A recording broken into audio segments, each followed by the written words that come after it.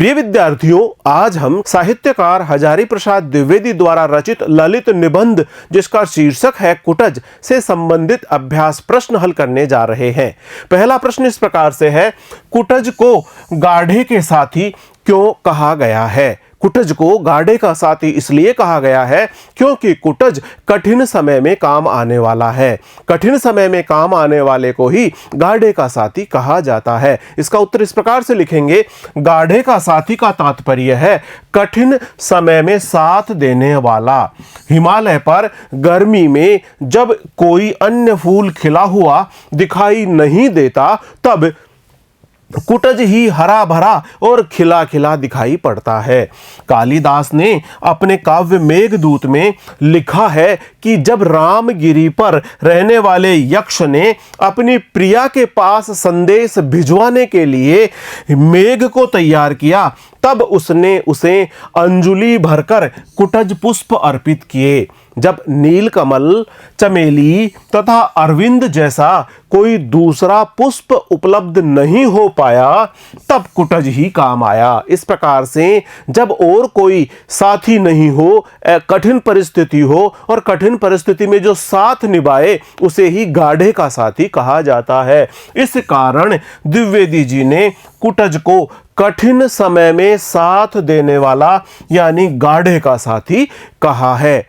अगला प्रश्न इस प्रकार से है, नाम क्यों बड़ा है? लेखक के विचार अपने शब्दों में लिखिए। प्रिय विद्यार्थियों, आपने साहित्यकार हजारी प्रसाद द्विवेदी द्वारा रचित ललित निबंध जिसका शीर्षक है कुटज का बहुत ही अच्छी तरह से अध्ययन कर लिया है। इस पाठ को अध्ययन करने के दौरान नाम क्यों बड़ा है इस बारे में लेखक ने अपने विचार प्रस्तुत किए हैं। इन्हें आपको अपने शब्दों में लिखकर प्रस्तुत करना होगा।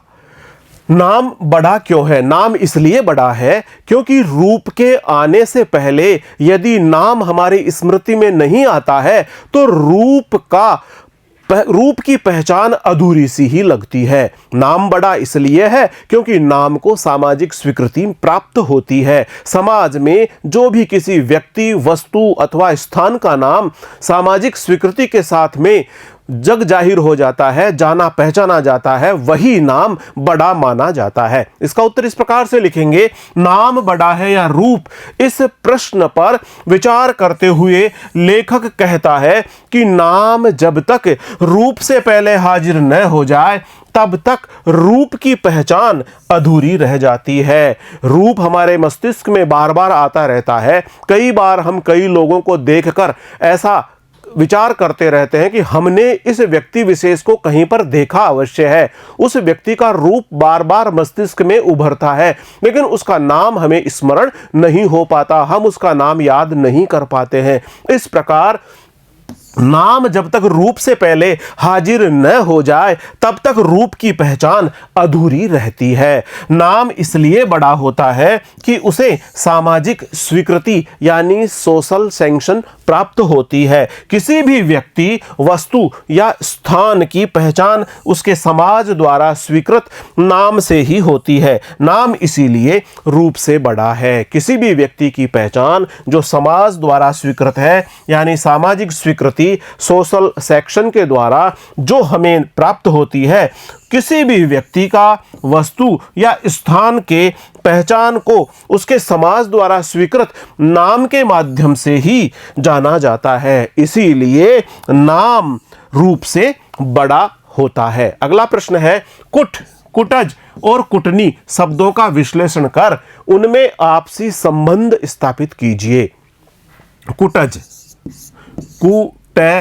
धन जय, इस प्रकार से कुटज शब्द का निर्माण होता है। कुट का आशय है घर या घड़ा और कुट धन जय जैसे आशय है उत्पन्न होने वाला, घड़ा से उत्पन्न होने वाला। इस प्रकार कुटज से आशय है घड़ा अथवा घर से उत्पन्न होने वाला। लेखक ने ऐसा कहा है कि प्रतापी अगस्त्य मुनि कुटज के नाम से ही विख्यात रहे हैं। ऐसा माना जाता है कि वे संभवतया घड़े से ही उत्पन्न हुए होंगे। घड़े से तो क्या उत्पन्न हुए होंगे? लेखक आगे इस बात को जोड़ता हुआ कहता है कि संभवतया वे कुटहारिका अथवा कुटकारिका कुटहारिका और कुटकारिका घर में काम करने वाली दासी को कहा जाता है। इस प्रकार संभवतया वे कुटहारिका या कुटकारिका यानी दासी के पुत्र ही रहे होंगे। और कुटनी जो शब्द है, कुटनी का आशय है ऐसी स्त्री के लिए प्रयोग होता है जो स्त्री अपने मालिक के लिए किसी अन्य स्त्री को बहला फुसलाकर उस व्यक्ति से प्रेम करने के लिए उसे तैयार कर दे। इस प्रकार की स्त्री को कुटनी भी कहा जाता है। इसका उत्तर इस प्रकार से लिखेंगे, कुटज का शाब्दिक अर्थ है जो कुट से जैसे आशय उत्पन्न हुआ हो। कुट के दो अर्थ है, घड़ा या घर। प्रतापी मुनि अगस्त्य को कुटज कहा जाता है। कुटज यानी कुट से उत्पन्न होने वाले, घड़ा से उत्पन्न होने वाले कुटज कहा जाता है। लेखक के अनुसार वे घड़े से उत्पन्न होने के बजाय संभवतः दासी पुत्र ही रहे होंगे। संस्कृत में घर में काम करने वाली दासी को कुटहारिका तथा जो कुटिया या कुटीर में काम करे उसे कुटकारिका कहा जाता है। कुटहारिका ऐसी दासी जो घर में काम करे, कुटहारिका ऐसी दासी जो कुटीर में या कुटिया में काम करे। इस प्रकार दासी का काम करने वाली स्त्री को कुटहारिका अथवा कुटकारिका कहा जाता है। अगस्त्य ऋषि घड़े से तो क्या उत्पन्न हुए होंगे, हाँ वे घर में काम करने वाली ऐसी ही किसी कुटहारिका या कुटकारिका यानी दासी के पुत्र रहे होंगे, इसलिए उन्हें कुटज कहा जाने लगा।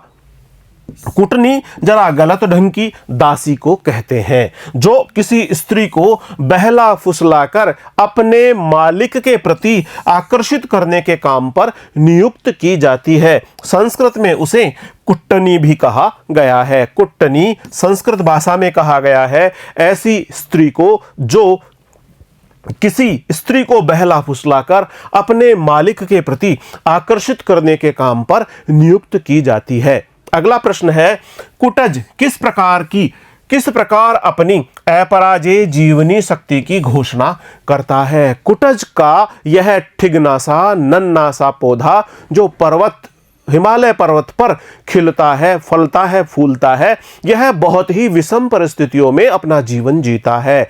वह पाषाण की छाती को फोड़कर सीधा बहुत गहराई में जाकर अपना जीवन रस ग्रहण करता है। बहुत तेज चलने वाली लू में भी यह हरा भरा रहता है। इस प्रकार से कुटज अपनी अपराजेय जीवन शक्ति की घोषणा करता है। इसका उत्तर इस प्रकार से लिखेंगे, कुटज विपरीत परिस्थितियों में भी जीवित रहकर अपनी अपराजेय जीवनी शक्ति की घोषणा करता रहता है। अपराजेय से आशय है ऐसी जीवनी शक्ति जो कभी पराजित नहीं हो सकती है। इस प्रकार अपनी अपराजेय जीवनी शक्ति की घोषणा करता रहता है क्योंकि कुटज हमेशा विपरीत परिस्थितियों में ही जीवित रहता है। कठोर पाषाण को भेद कर, झंझा तूफान को रगड़कर अपना भोज्य यानी भोजन ग्रहण कर लेता है। इसके आसपास की जो परिस्थितियां हैं, इसके जीवित रहने के दौरान यह बहुत ही विषम परिस्थितियों के साथ संघर्ष करता है।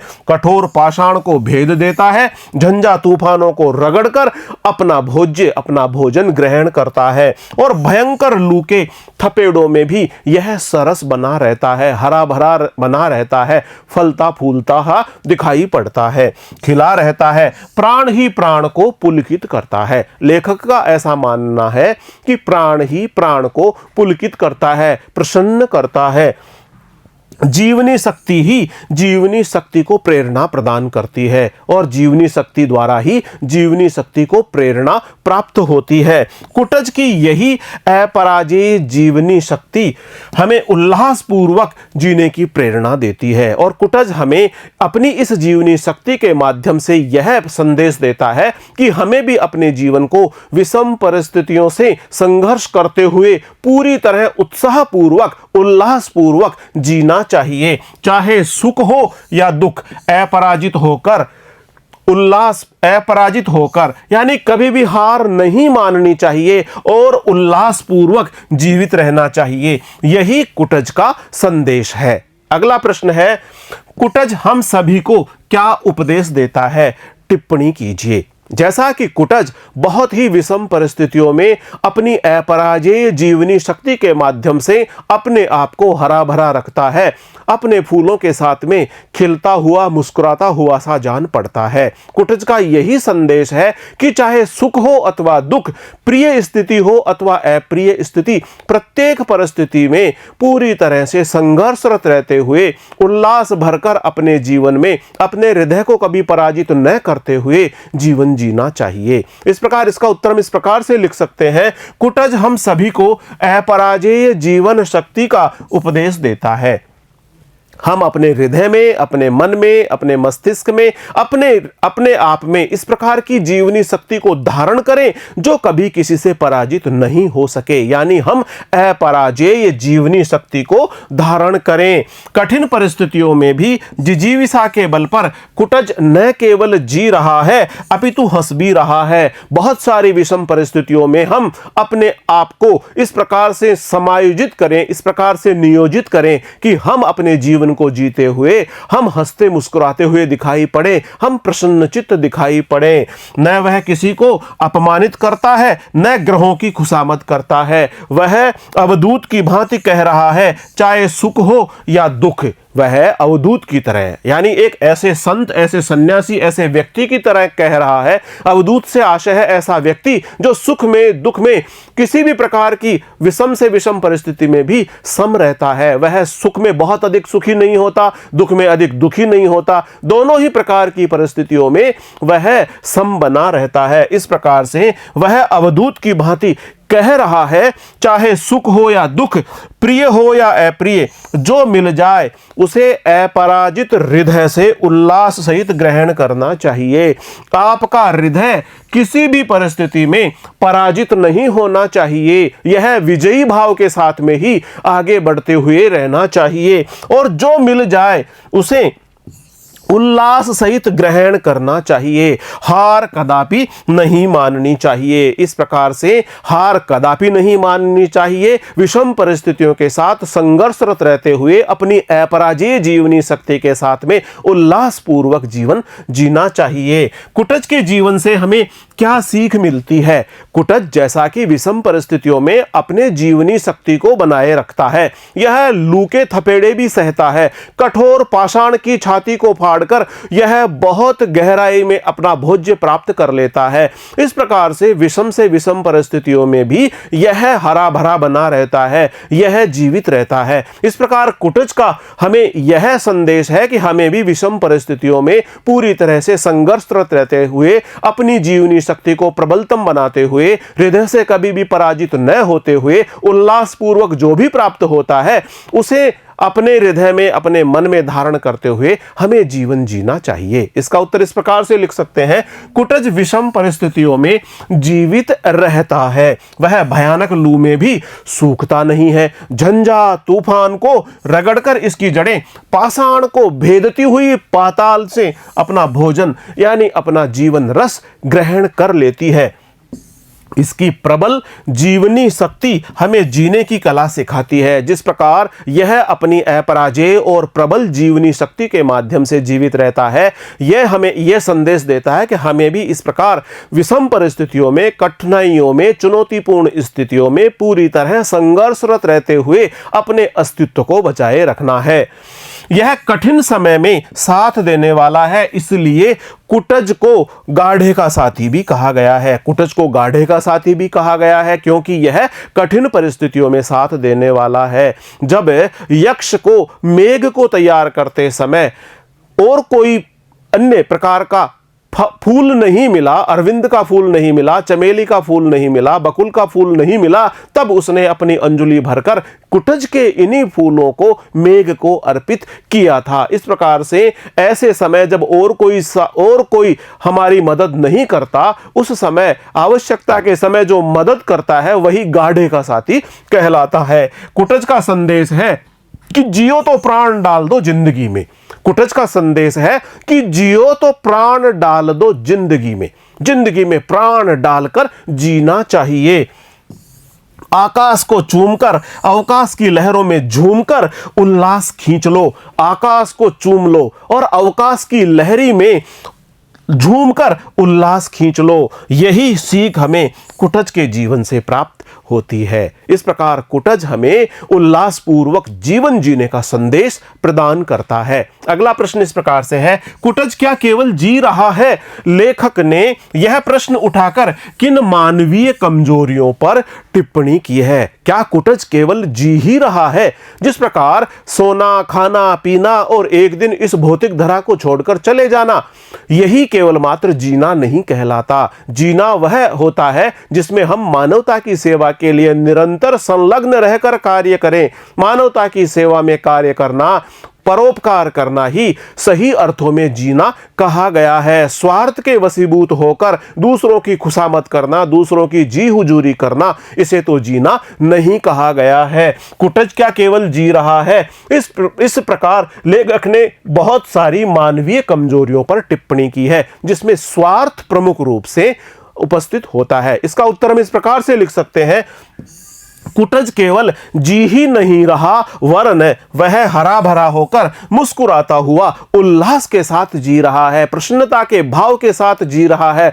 और वह यह संदेश दे रहा है कि परिस्थितियां कितनी भी चुनौतीपूर्ण हो, कितनी भी विषम हो, हमें पूरी तरह से अपने हृदय को उल्लास में भर लेना चाहिए, कभी भी हार नहीं माननी चाहिए और इस प्रकार से हरा भरा रहकर मुस्कुराते हुए अपना जीवन जीना चाहिए।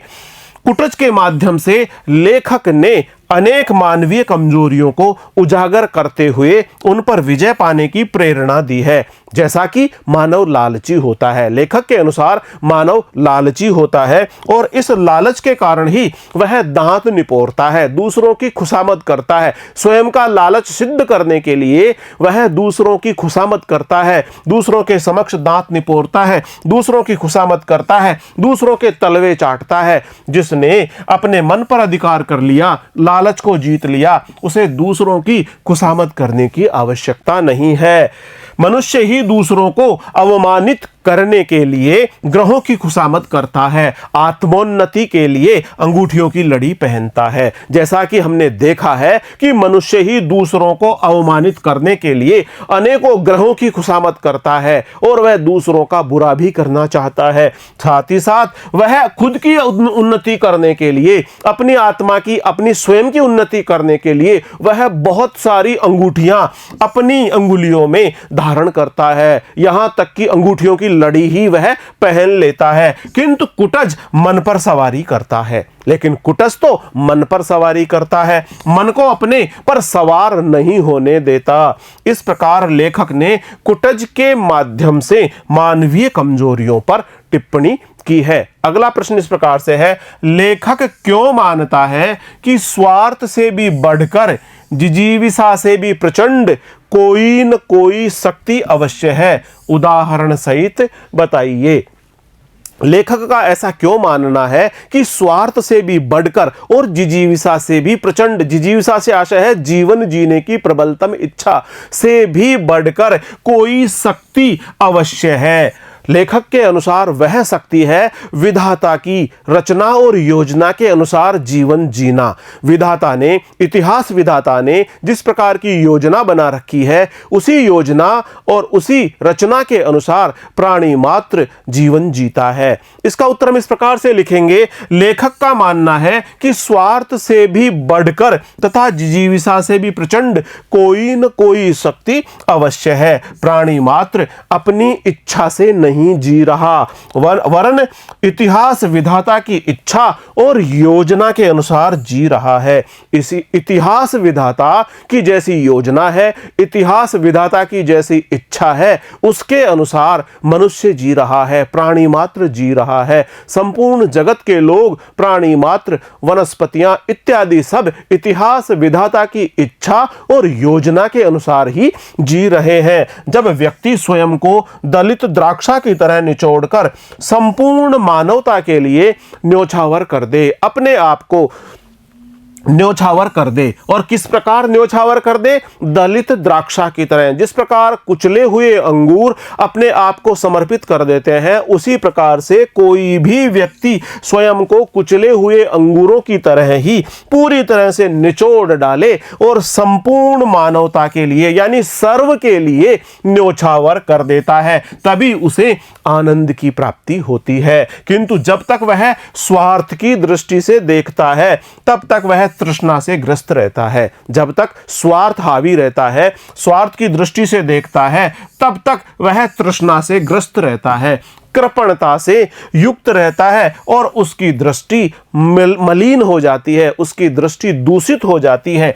ऐसी स्थिति में न उसका स्वार्थ सिद्ध हो पाता है और न ही उसका परमार्थ सिद्ध हो पाता है। इस प्रकार संपूर्ण मानवता के लिए न्योछावर होने के लिए विधाता की इच्छा और योजना ही परम शक्ति कही गई है। अगला प्रश्न इस प्रकार से है, कुटज पाठ के आधार पर सिद्ध कीजिए कि दुख और सुख तो मन के विकल्प है। सुख और दुख को मन का विकल्प कहा गया है, यह कुटज पाठ के आधार पर सिद्ध कीजिए। लेखक ने बताया है कि सुख और दुख दोनों ही मन के विकल्प हैं। इसका उत्तर इस प्रकार से लिखेंगे, व्यक्ति का सुख दुख इस बात पर निर्भर करता है कि मन पर उसका नियंत्रण है अथवा नहीं। सुख और दुख के विकल्प का चयन मन ही करता है। यदि हम सुखी रहना चाहते हैं तो मन को अपने वश में कर लेना चाहिए। लेखक के अनुसार यदि किसी भी व्यक्ति को सुखी रहना है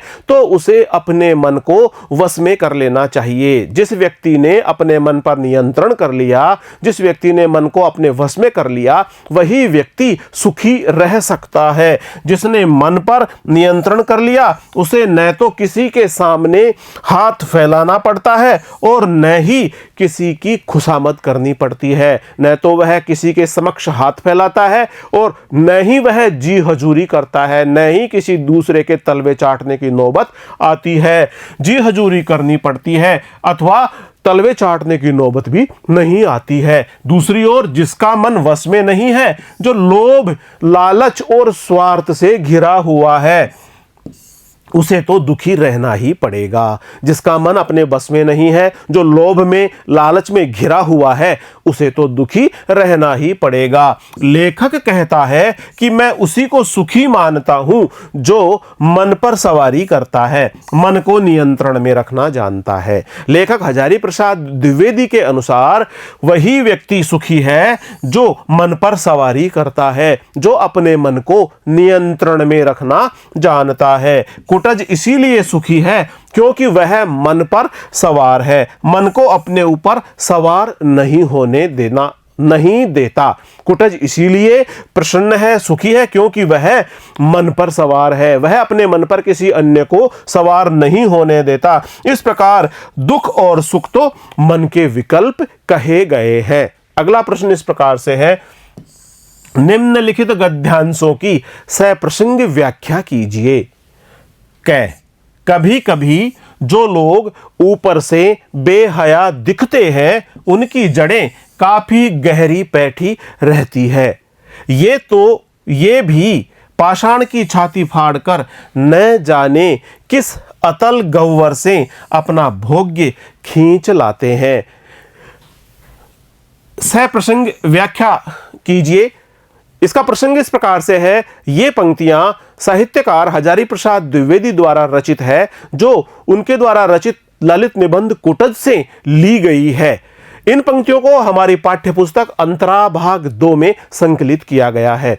व्याख्या इस प्रकार से है, कभी कभी जो लोग ऊपर से बेहया दिखते हैं, बेहया दिखने से आशय है ऐसे लोग जो बाह्य व्यक्तित्व में अधिक प्रबलतम दिखाई पड़ते हैं, जिनका बाह्य व्यक्तित्व अधिक सुदृढ़ होता है, उनकी जड़ें काफी गहरी बैठी होती है। उनकी जड़ें यानी उनकी जो पकड़ होती है, उनकी जो जीवन जीने की स्थितियां होती है, वह बहुत ही गहरी और मजबूती के साथ में होती है। ये तो पाषाण की छाती फाड़कर न जाने किस अतल गह्वर से अपना भोग्य खींच लाते हैं। और इसी प्रकार से कुटज को भी लेखक ने यहाँ पर बेहया और बेशर्म ही कहा है, और उसको कहते हुए कहा है कि कुटज भी इसी प्रकार पाषाण की छाती को फाड़ करके अपनी बहुत गहराई में जड़ें पहुंचा देता है और वहां से अपना भोग्य भोजन रस प्राप्त कर लेता है। इसका उत्तर इस प्रकार से लिखेंगे।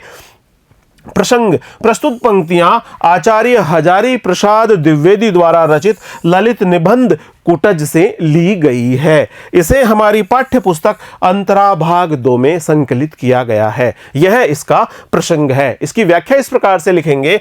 लेखक के अनुसार कभी कभी ऊपर से जो लोग बेहया बेशर्म दिखते हैं उनकी जड़ें बहुत गहरी होती है। ऊपर से बेहया दिखने का तात्पर्य है बहिर्मुखी व्यक्तित्व वाला, ऐसा व्यक्ति जिसका व्यक्तित्व बाहरी रूप में अधिक प्रभावी और प्रबलतम दिखाई पड़ता हो। बहिर्मुखी व्यक्तित्वधारी की जीवनी शक्ति प्रबल होती है। वह प्रत्येक परिस्थिति में स्वयं को समायोजित कर लेता है। अंतर्मुखी व्यक्ति और बहिर्मुखी व्यक्ति, अंतर्मुखी व्यक्ति के बजाय जो बहुर्मुखी व्यक्तित्व वाले व्यक्ति होते हैं उनकी जीवनी शक्ति अधिक प्रबल होती है और वह प्रत्येक परिस्थिति में स्वयं को समायोजित कर लेता है। कुटज भी एक ऐसा ही वृक्ष है जिसकी जड़ें बहुत गहराई तक जाती है और पत्थर को फोड़कर न जाने किस अतल गहराई से अपना भोजन रस खींच लाती है। यही कारण है कि भरी गर्मी में भी यह वृक्ष हरा भरा रहता है, हरा भरा रहते हुए फलता फूलता रहता है। अगला प्रश्न इस प्रकार से है। निम्नलिखित गद्यांशों की सप्रसंग व्याख्या कीजिए। ख, रूप व्यक्ति सत्य है, नाम समाज सत्य। नाम उस पद को कहते हैं जिस पर समाज की मुहर लगी होती है। आधुनिक शिक्षित लोग जिसे सोशल सेक्शन कहा करते हैं, मेरा मन नाम के लिए व्याकुल है। समाज द्वारा स्वीकृत, इतिहास द्वारा प्रमाणित समष्टि मानव की चित्त गंगा में स्नात। इन पंक्तियों का प्रसंग इस प्रकार से है। ये पंक्तियां साहित्यकार हजारी प्रसाद द्विवेदी द्वारा रचित ललित निबंध जिसका शीर्षक है कुटज से ली गई है। इन पंक्तियों को हमारी पाठ्यपुस्तक अंतरा भाग 2 में संकलित किया गया है। व्याख्या इस प्रकार से है। रूप व्यक्ति सत्य है और नाम समाज सत्य। किसी भी व्यक्ति का नाम समाज के द्वारा स्वीकृत होता है, तभी उस व्यक्ति के नाम के साथ में वह व्यक्ति अपने जीवन में किए जाने वाले कामों को भी जोड़ लेता है। नाम की स्वीकृति समाज द्वारा होती है।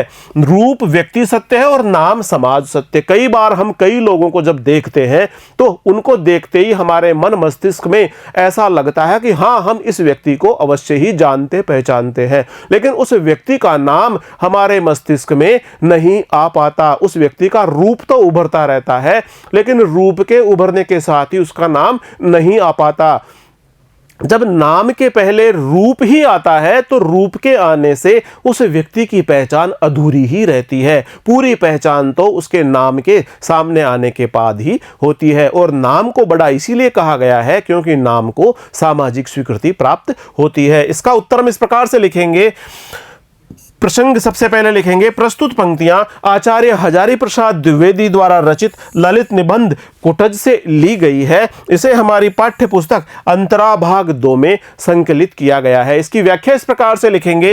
रूप का संबंध व्यक्ति से है किंतु नाम समाज की संपत्ति है। किसी व्यक्ति विशेष का नाम व्यक्तिगत सत्य नहीं वरन सामाजिक सत्य होता है। समाज ने ही उसे वह नाम दिया है और समाज उसे उस नाम से ही पहचानता है। इसी को सोशल सेक्शन या सामाजिक स्वीकृति कहा जाता है। किसी को भी यह अधिकार नहीं है कि वह उस समाज द्वारा स्वीकृत नाम को बदल दे। ऐसा करने पर तो उसकी पहचान ही लुप्त हो जाएगी। और यही कारण है कि लेखक का मन इस वृक्ष के यानी कुटज वृक्ष के नाम को जानने के लिए बहुत व्याकुल रहा है, जो समाज द्वारा स्वीकृत है तथा समाज रूपी मानव की चित्त रूपी गंगा में सरोबार है, स्नान किए हुए है। अगला प्रश्न इस प्रकार से है। गद्यांश की सप्रसंग व्याख्या कीजिए। ग, रूप की तो बात ही क्या है, बलिहारी है इस मादक शोभा की। चारों ओर कुपित यमराज के दारुण निश्वास के समान धधकती लू में यह हरा भी है और भरा भी है। दुर्जन के चित्त से भी अधिक कठोर पाषाण की कारा में रुद्ध अज्ञात जल स्रोत से बरबस रस खींचकर सरस बना हुआ है। सबसे पहले इसका प्रसंग इस प्रकार से है। ये पंक्तियां साहित्यकार हजारी प्रसाद द्विवेदी द्वारा रचित ललित निबंध कुटज से ली गई है। इन पंक्तियों को हमारी पाठ्य पुस्तक अंतरा भाग 2 में संकलित किया गया है। व्याख्या इस प्रकार से है। रूप की बात ही क्या, यह जो कुटज का नन्ना सा ठिगना सा वृक्ष हिमालय पर्वत पर उगा हुआ है, हरा भरा है और खिला हुआ है, उसके रूप और सौंदर्य की तो बात ही अपने आप में अनोखी है। इस पर बलिहारी जाने का, इसको बार बार धन्य धन्य कहने का मन करता है। इस मादक शोभा का और इस पर बलिहारी जाने का जो भाव है वह इस प्रकार से है कि लेखक इस वृक्ष की हरे भरे पन रहने के पीछे इसकी अपराजेय जीवनी शक्ति को प्रमुख आधार के रूप में पाता है। चारों ओर कुपित यमराज, क्योंकि स्थितियां विषम है, परिस्थितियां बहुत चुनौतीपूर्ण है। जिस प्रकार से यमराज की क्रोधित होने की स्थिति में उसकी श्वास निकलती है, वो बिल्कुल ऐसे लगती है मानो धधकती हुई लू बाहर निकल रही हो। इस प्रकार क्रोधित यमराज की जो कठोर भयंकर बाहर निकलती हुई सांसों के समान लू चल रही है, उसमें भी यह कुटज का वृक्ष हरा भरा रहता है। और साथ ही साथ यह दुर्जन का चित्त सबसे कठोर चित्त कहा गया है, यानी दुर्जन के चित्त रूपी कठोरतम पाषाणों को चीरकर यह बहुत गहराई में, यानी पत्थरों के कारागार में जो बंद अज्ञात जल का स्रोत है, वहां पहुंचकर, वहां इसकी जड़ें पहुंचकर अपना भोग्य रस ग्रहण कर लेती है, बरबस रस खींचकर। और उसके पश्चात यह कुटज का वृक्ष सरस बना रहता है, हरा भरा बना रहता है, फल फूलों से लदा रहता है। इसका उत्तर इस प्रकार से लिखेंगे। सबसे पहले इसका प्रसंग लिखेंगे। प्रस्तुत पंक्तियां आचार्य हजारी प्रसाद द्विवेदी द्वारा रचित ललित निबंध कुटज से ली गई है। इसे हमारी पाठ्य पुस्तक अंतरा भाग 2 में संकलित किया गया है। व्याख्या इस प्रकार से लिखेंगे। लेखक कहता है कि जब चारों ओर भयंकर गर्मी में धधकती हुई लू यमराज की क्रुद्ध यानी क्रोधित सांसों जैसी चलती है, तब भी कुटज हरा भरा बना रहता है। कोई दूसरा वृक्ष उस प्रचंड ताप को सहन नहीं कर पाता, किंतु कुटज है कि इन विपरीत परिस्थितियों में भी मस्ती के साथ लहरा रहा है। विपरीत परिस्थितियों में भी हरा भरा होकर यह फूलों से लदा हुआ है। यही नहीं, अपितु इसकी जड़ें उस पत्थर को भी फोड़ डालती है जो दुष्टों के चित्त से भी अधिक कठोर है, और अत्यंत गहराई में जाकर उस जल स्रोत तक पहुंच जाती है जो बहुत अतल गहराई में है, और वहां पर पाषाण के कारागृह में बंद है। इस प्रकार पाषाण के कारागृह में अतल गहराई में बंद यह जो जीवन रस है, उस तक भी इसकी जड़ें पहुंचकर जीवन रस प्राप्त कर लेती है। ये जड़ें वहां तक जाकर बलपूर्वक भोज्य सामग्री एवं जीवन रस खींच लाती है। इसीलिए इस भयंकर गर्मी में भी यह हरा भरा और खिला खिला सा रहता है। अगला प्रश्न इस प्रकार से है। गद्यांश की सप्रसंग व्याख्या कीजिए। घ हृदय ना पराजित है, कितना विशाल वह हृदय होगा जो सुख से दुख से प्रिय से अप्रिय से विचलित न होता होगा। कुटज को देखकर रोमांच हो आता है। कहां से मिली है यह अकुतो भया वृत्ति, अपराजित स्वभाव, अविचल जीवन दृष्टि। इन पंक्तियों का प्रसंग इस प्रकार से है। ये पंक्तियां साहित्यकार हजारी प्रसाद द्विवेदी द्वारा रचित ललित निबंध जिसका शीर्षक है कुटज से ली गई है। इन पंक्तियों को हमारी पाठ्य पुस्तक अंतरा भाग 2 में संकलित किया गया है। व्याख्या इस प्रकार से है। हृदय ना पराजित है, हृदय को कभी भी पराजित नहीं होना चाहिए, हृदय को कभी भी पराजित नहीं होने देना चाहिए, सदैव जीत की ओर ही अग्रसर रहना चाहिए। कितना विशाल वह हृदय होगा जो सुख से दुख से प्रिय से अप्रिय से विचलित न हो होता होगा। कुटज की अपराजेय जीवनी शक्ति का बखान करते हुए लेखक कह रहे हैं कि कुटज भी इसी प्रकार से अपने हृदय से कभी पराजित नहीं होता, वह हमेशा विजय की ओर ही बढ़ता रहता है। कुटज को देखकर रोमांच हो आता है कि उसको ये अकुतो भया वृत्ति यानी कभी भी डर न मानने वाली जो वृत्ति है, जो स्वभाव है, वो कहां से प्राप्त हुई है। अपराजित यानी कभी भी पराजित न होने वाला स्वभाव कुटज को कहां से प्राप्त हुआ है। अविचल जीवन दृष्टि और ऐसी जीवन दृष्टि जो कभी भी विचलित नहीं हो पाए। इस प्रकार से कुटज में यह जो विशेष प्रकार के गुण भरे हुए हैं, यानी उसकी अकुतो भया वृत्ति, अपराजित स्वभाव और अविचल जीवन दृष्टि, निश्चित रूप से उसकी अपराजेय जीवन शक्ति के कारण ही उसके अंदर समाहित है। इसका उत्तर हम इस प्रकार से लिखेंगे।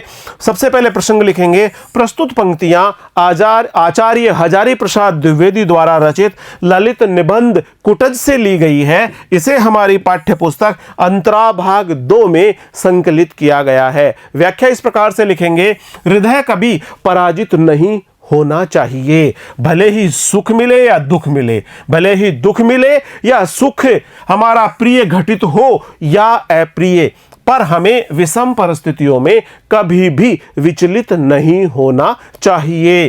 कुटज का यही उपदेश है। कुटज का यही उपदेश है कि भले ही प्रिय स्थितियां मिले अथवा अप्रिय स्थितियां मिले, सुख मिले अथवा दुख मिले, हमें किसी भी प्रकार से चुनौतीपूर्ण स्थितियों में विचलित नहीं होना चाहिए। उसकी यही वृत्ति है जिसे देखकर रोमांच हो आता है। लेखक कहता है कि कुटज को देखकर मैं यह सोचने के लिए विवश हो जाता हूं कि उसे यह कभी न भयभीत होने की वृत्ति, यानी यह अकुतो भयो वृत्ति उसे कहां से प्राप्त हुई है। यह कभी पराजित न होने वाला स्वभाव, अपराजेय स्वभाव उसे कहां से प्राप्त हुआ है, और यह किसी भी परिस्थिति में विचलित न होने की जीवन दृष्टि कहां से प्राप्त हुई है। इस प्रकार से हृदय कभी पराजित नहीं होना चाहिए। कुटज का यही संदेश है। हमें हमेशा जीवन में अपराजय जीवनी शक्ति को धारण करना चाहिए। हृदय में कभी भी पराजित होने का भाव नहीं लाना चाहिए। कभी भी हार की ओर अग्रसर होने के बजाय सदैव जीतने की तरफ ही बढ़ना चाहिए, और यही कुटज का संदेश है। प्रिय विद्यार्थियों, आज हमने अध्याय 10 में वर्णित साहित्यकार हजारी प्रसाद द्विवेदी द्वारा रचित ललित निबंध, जिसका शीर्षक है कुटज, से संबंधित अभ्यास प्रश्न हल किए हैं। अगली वीडियो में हम आपकी उपयोगी पाठ्य सामग्री लेकर और आपकी उपयोगी पाठ्य सामग्री से संबंधित वीडियो लेकर शीघ्र ही उपस्थित होंगे। तब तक बहुत बहुत नमस्कार।